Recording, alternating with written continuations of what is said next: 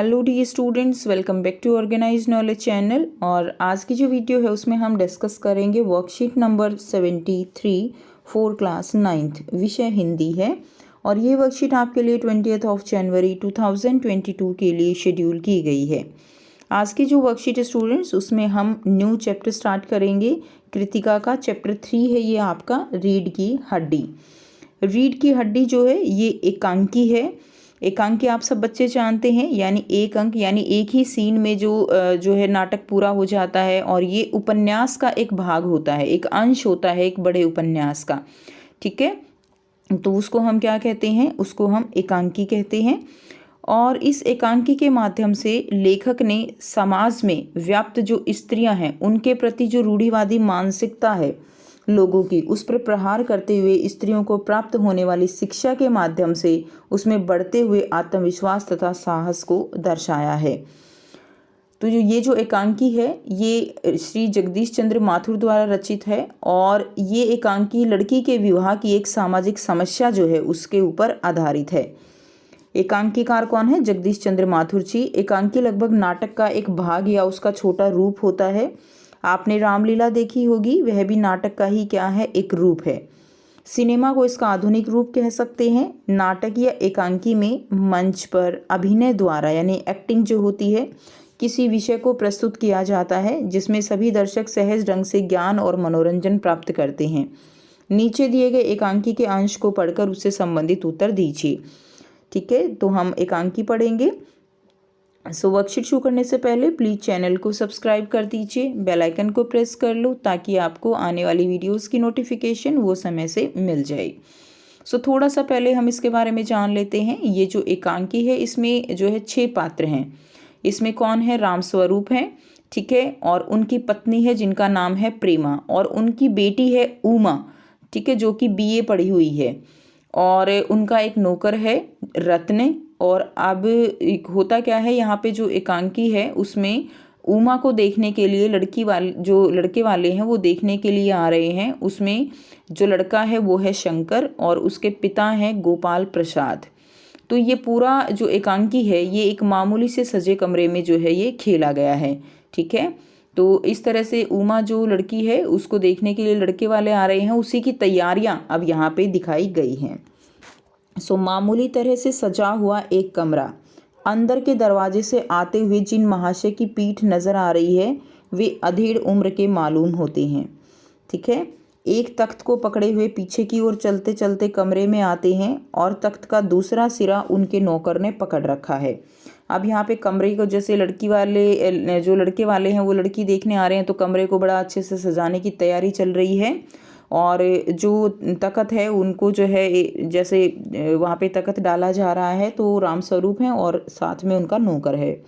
बाबू, अबे धीरे धीरे चल, अब तख्त को उधर मोड़ दे, उधर, बस बस, जैसे डालते हुए कहते हैं नॉर्मल, वही यहाँ पे डायलॉग दिखाया गया है। नौकर, बिछा दूँ साहब? बाबू, जरा तेज आवाज में, और क्या करेगा? परमात्मा के यहाँ कल बट रही थी तो तू देर से पहुंचा था क्या? बिछा दूँ साहब? और यह पसीना किस लिए बहाया है? ठीक है, तो इस तरह से जो राम स्वरूप है वो उसको कहते हैं नौकर को। नौकर तख्त जो है बिछाता है, ही। अब वो हंसने लगता है। बाबू पूछता है, यानी राम स्वरूप जो है वो पूछता है, हंसता क्यों है? अबे हमने भी जवानी में कसरतें की हैं, कलसों से नहाता था लोटों की तरह। यह तख्त क्या चीज़ है? उसे सीधा कर, यूँ, हाँ बस। ठीक है, और सुन, बहूजी से दरी मांग ला। तो अब वो क्या कहता है कि जो है वो अपनी पत्नी से दरी लाने के लिए कहता है। इसके ऊपर बिछाने के लिए चद्दर भी, कल जो धोबी के यहाँ से आई थी वह, तो उसके ऊपर बिछाने के लिए दरी, जैसे तख्त है तो उसके ऊपर बिछाने के लिए दरी, और जो चद्दर है वो उसको लाने के लिए कहता है। नौकर जाता है। बाबू साहब इसी बीच में मेज़पोश ठीक करते हैं। मेज़पोश क्या होता है? जो मेज़ के ऊपर बिछाया जाता है। एक झाड़न से गुलदस्ते को साफ कर देते हैं। कुर्सियों पर भी 2-4 हाथ लगाते हैं। यानी ओवरऑल क्या है कि घर में जो कमरा है जहाँ पर उनको बिठाना है उसके लिए सफाई चल रही है। सहसा घर की मालकिन प्रेमा आती है। ठीक है, राम स्वरूप की पत्नी आती है। कदूमी रंग है, छोटा कद है, चेहरे और आवाज़ से जाहिर होता है कि किसी काम में बहुत व्यस्त है। उनके पीछे भीगी बिल्ली की तरह नौकर आ रहा है खाली हाथ। बाबू साहब दोनों तरफ जो है देखने लगते हैं। यानी जो राम स्वरूप है वो देखने लगता है, क्योंकि उसने दरी मंगवाई थी, चद्दर मंगवाई थी, बट वो कुछ नहीं लेकर आया। प्रेमा, मैं कहती हूँ तुम्हें इस वक्त धोती की क्या ज़रूरत पड़ गई, एक तो वैसे ही जल्दी जल्दी में। रामस्वरूप कहता है धोती। अब रामस्वरूप ने उससे दरी मंगवाई थी, चद्दर मंगवाई थी, लेकिन वो जाके क्या मांग रहा था नौकर, वो धोती मांग रहा था। ठीक है, रामस्वरूप कहता है धोती। प्रेमा, हाँ अभी तो बदल कर आए हो और फिर न जाने किस लिए। तो रामस्वरूप कहता है कि लेकिन तुमसे धोती मांगी किसने। तो प्रेमा कहती है यही तो कह रहा था रतन।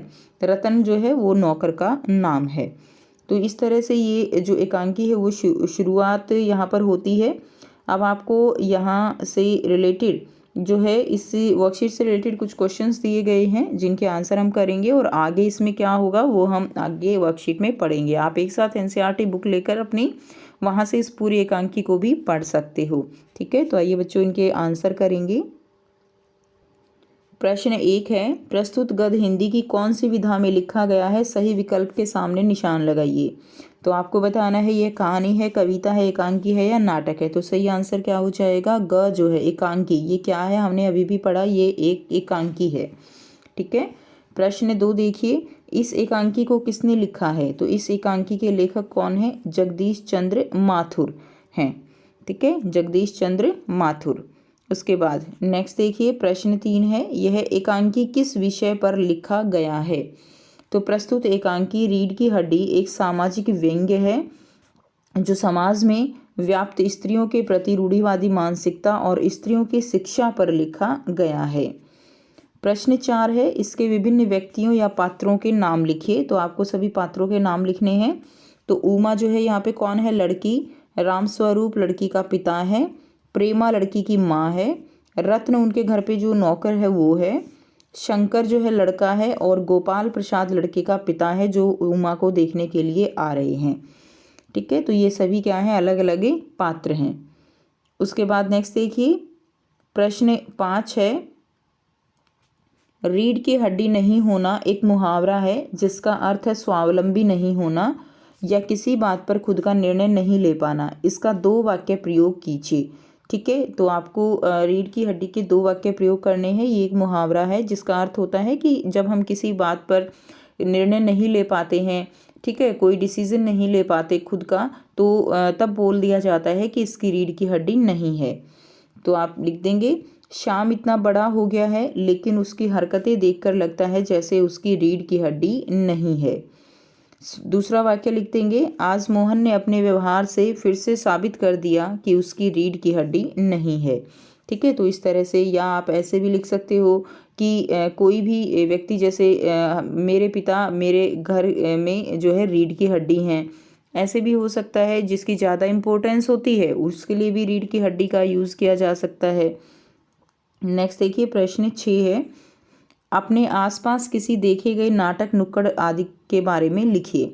तो लॉकडाउन के समय हमारी कॉलोनी में बच्चों ने एक नाटक किया जिसमें कोविड के विषय पर लोगों को जागरूक करने का प्रयास किया गया। नाटक की सहायता से बताया गया कि किस तरह मास्क लगाकर, सामाजिक दूरी बनाकर अपने आप को कोरोना बीमारी से बचाया जा सकता है। तो इस तरह से आपको इसका आंसर लिख देना है। सो ये थी स्टूडेंट्स आपकी आज की हिंदी की वर्कशीट। आई होप सभी स्टूडेंट्स को ये क्लियर है। अगर आपको वीडियो अच्छी लगी तो वीडियो को ज़रूर से लाइक कर दीजिए, शेयर कर दीजिए और चैनल को भी सब्सक्राइब कर लीजिए। So thanks for watching. मिलते हैं नेक्स्ट वीडियो में नेक्स्ट वर्कशीट के साथ। Take care, have a nice day.